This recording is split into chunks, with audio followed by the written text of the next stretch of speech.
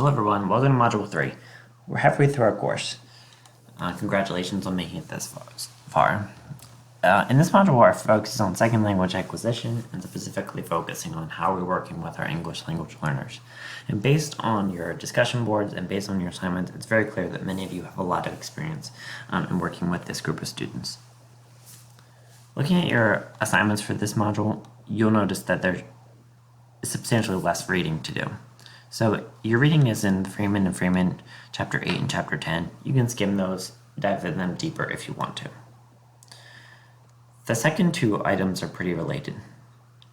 The Weta Standards, or the Weta Consortium, is what the state of Maryland belongs to, and they help assess and also guide the development for standards of our English language learners. If you don't have any familiarity with working with English language learners and the Weta Can Do indicators, then I would tell you to examine this, view this webinar, for lack of a better term. If you're pretty familiar, then just dive right into this document. Let's take a second to look at it now.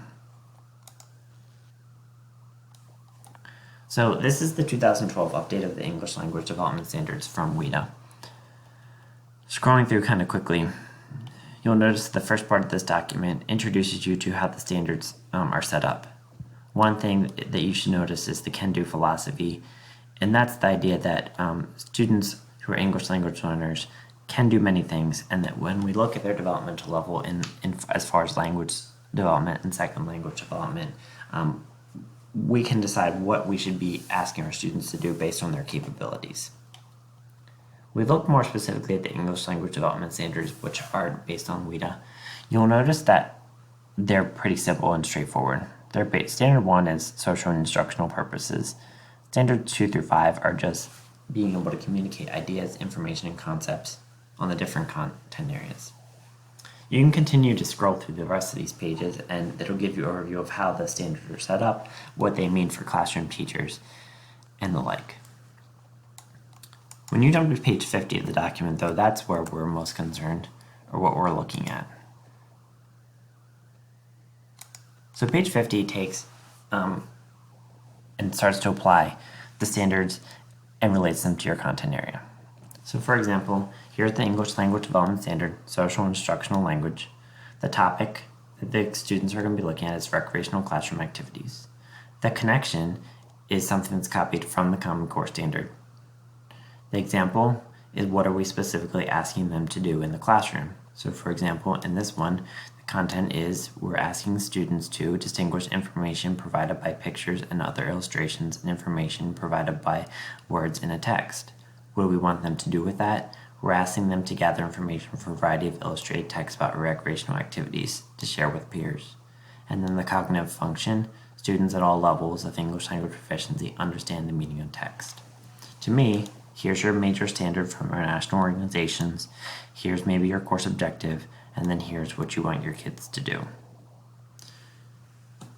There's 4 domains: reading, listening, speaking, and writing. And then here you have the different levels of students. A level 1 student has very little experience with the English language. A level 3 student is developing, and a level 5 student is very close to being bilingual. Level 5 in most cases would also be a student who is getting ready to exit ESOL services. In this module, your assignment is to create a similar chart. So let's scroll down real fast and look at that. We'll look at the other. We'll go back and look at the other stuff in a second.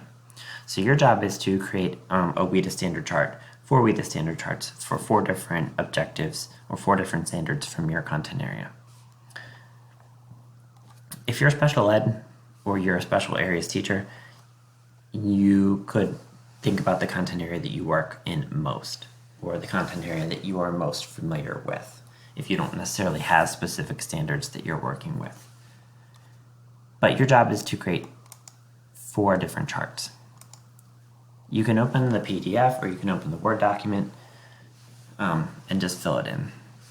I tried to create a Google Doc, but this chart does not copy very well into Google. If you want to figure out a way though, go for it. So your job is to fill this chart in 4 different times for 4 different standards. fill in the grade, the ELD standard, the topic, the connection, copy and paste it. Is it a C3 standard? Is it a next generation science standard? Just copy and paste it. How are you using it? What's the cognitive function?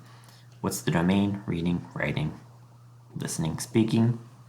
And then what would you expect the student to do or get out of for each level? Level 1, remember, a student who's pretty new. Level 5, a student who has good experience with the language.